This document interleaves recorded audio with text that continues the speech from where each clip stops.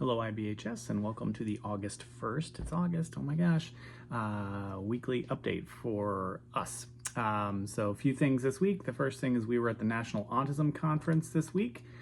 It was super amazing, probably one of my favorites ever. And if you see myself, Gina, Julie, Robin, Sarah, Genesis, Lauren, Speece, or Gayatri, ask us about what we learned because we brought back a lot of information. It was really amazing. So you should be hearing more about that as we kind of head through the next few months.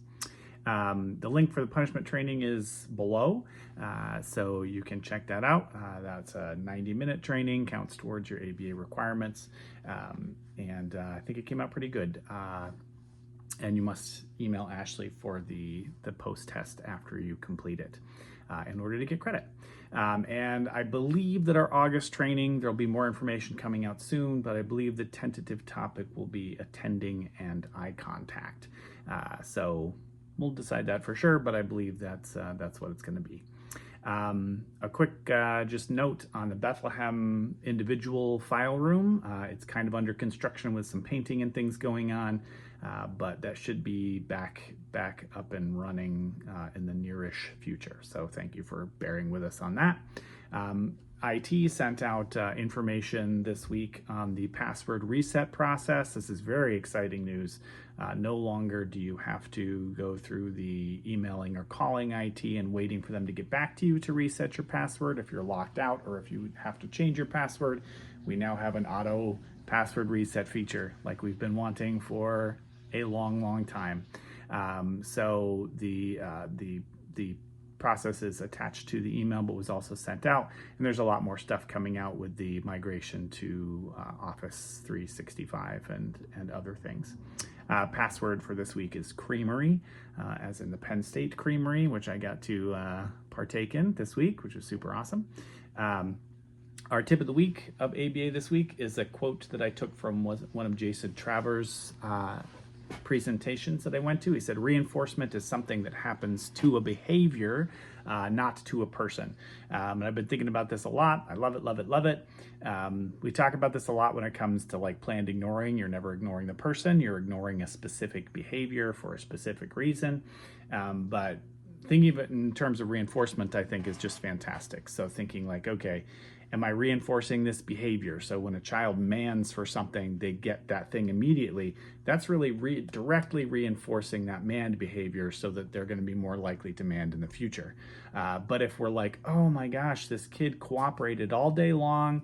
This is really awesome. You know what? Let's go out for ice cream. Okay, great job, buddy. You're not really reinforcing those instances of cooperation, of following directives, which is really what you want. And that's why we do things like token systems where like, okay, every time they cooperate, they get a token and then the tokens equal the trip for ice cream or whatever it might be. But really thinking hard about this idea of like, what's the behavior that I want to reinforce? And rather than kind of reinforcing them in general, kind of for an unknown behavior, really immediately reinforcing that behavior. We got some shout outs. First, thanks for everything that everybody does. The conference just reminded me of how important and life-changing our services can be.